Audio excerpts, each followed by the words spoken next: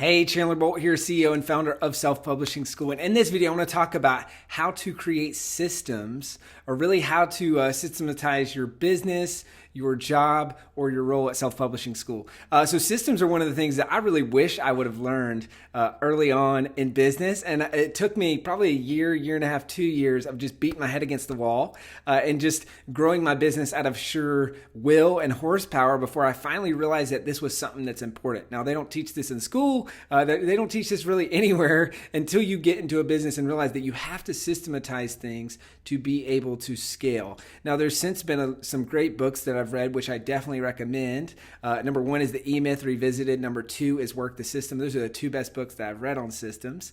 E-Myth is kind of the why, and then the Work the System is kind of the what. But systems are important no matter if you're running your own business, no matter if you're an employee at a company, and then especially if you're a team member at Self-Publishing School. So I'll kind of break down the three reasons, then I'll talk through how to create systems or really how we do them at Self-Publishing School and why the three questions that you can ask yourself on should I or should I not create a system for this, because that was one of the biggest questions that I had early on. So first off, if you're a business owner, the reason you should create systems is because this is going to allow you to scale your business, to hire more people, and I think most importantly, to predictably deliver a great service for your customers, right? So it's what allows things to scale. If you're an employee, this is going to allow you to be more efficient with your time, to delegate better, to streamline kind of things at your company and be able to take on new challenges. And then if you're working at Self-Publishing School, I mean, the way that we do this is when you create systems, not only do you make the team as a whole more efficient, you make yourself more valuable, you get promoted way faster because we could pull in someone to do this role and then you can get promoted. You're not kind of bottlenecking yourself in that role because you've dumped your knowledge and stuff up here onto systems that other people can follow. It creates more time to take on additional challenges. Like there's just, and I could just keep going on and on, but there's just so many reasons that systems are important. Now, the problem is, how do you know when to create a system? Right? So I'm going to kind of give you the philosophy that we use at Self-Publishing School and then those three questions that you can use for yourself to figure out if something should be systematized. So at Self-Publishing School, we run we operate based on a playbook. Now, this is something I'll probably explain more in more depth in another video, but a playbook is simply kind of the concept is just like a football team has a playbook of plays that they use to run their offense, to run their defense, to run the team. So should you have a playbook for the plays that you use to run your company, right? If you're trying to sell your company, if you're trying to scale your company, or if you're just trying to not, lose your mind on a day-to-day basis, these are important. These playbooks are important. Now, this is a concept I learned from Dan Martell and from Tim Francis. They've got a bunch of great material on this. But basically how it works is there's three tabs in a playbook. So there's systems, SOPs, there's references, and then there's templates. So a system or a SOP might be our recruit, interview, hire process. This is one of the best processes that we have at Self-Publishing School. This is how we get really, really good people. That's a system, right? A reference for us, because we run an online business, we've got our funnel links master spreadsheet. Right? I can't tell you how many times in the early days of the business where people were always asking, hey, can you send me that link, or what's that link for that page? So now we have this spreadsheet with all the different links that we use for different products. For anything that you might need, you can go find it there. Maybe for you, this is customer support FAQs, right? Or another example would be the different products and services that you offer. What are the price points and what do people get? That empowers your sales team to know what they're selling, right? And empowers people to get up to speed very quickly when they start to work at the company. So that's references. And then templates, these are exactly what, so it's think cut and paste, right? So these could be email templates for the recruit, interview, hire process.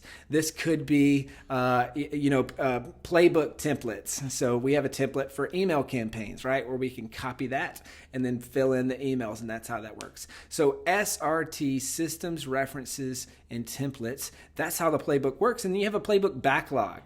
And then 3 questions I'm about to go through, they'll show you whether or not you should put something in the playbook backlog. Okay, so we've talked about why it's important to create systems. We talked about the framework, so we call it the playbook, and that's what we use to systematize the business. Now, how do you know if you should systematize something, right? Now, I know this is one of the first things that I struggle with is, I feel like I don't naturally have a process-oriented mind. Right? So in the beginning days, I was like, I don't know what should be systematized, even though there was nothing systematized in my business. Right? But I didn't think that there was, on a day-to-day basis, I couldn't pick up on and recognize, oh, that should be systematized until I learned about these 3 questions. So I learned this from Ari Meisel, from Less Doing Bootcamp, Less Doing Labs, stuff like that. He's got a book as well, but it's 3 questions. So number 1, does this task or activity take more than 5 minutes?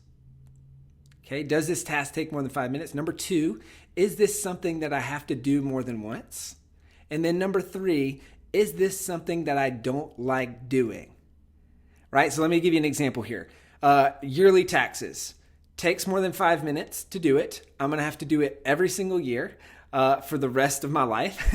And I definitely hate doing it. It's not something that I like doing, right? So that checks all 3 boxes. Now, it only has to check one of those boxes for you to say, yes, this needs to be systematized, or I need to create a playbook on this, but that checks all 3 boxes. So my challenge for you would be to think about this. What are things that A, take you more than 5 minutes to do? B, it's something that you have to do more than once, or C, you don't like doing it. If it checks any of those boxes, add it to a playbook backlog. So kind of throughout your day, as you're doing stuff, oh yeah, this is definitely something that happens more than once or takes more than 5 minutes or I don't like doing. Add it to the playbook backlog. Then when you have an extra hour to create a system or a playbook, you can use that time efficiently versus I know for me, I would carve aside time to create a playbook and then I would just stare at my computer, right? And I'm just thinking, okay, what should I create? I don't know. Isn't this because I was just trying to come up with it on the spot versus having a nice backlog to work from. Okay. So I could give you some more examples of, things that you might do on a consistent basis, but I'll spare you that and I'll leave you with those 3 questions. I hope that you found this helpful. So we talked about kind of why systems are important, the concept of a playbook, which again, I'm sure I'll cover more in another video. And then also the 3 questions that you can ask to know whether or not you should create a system.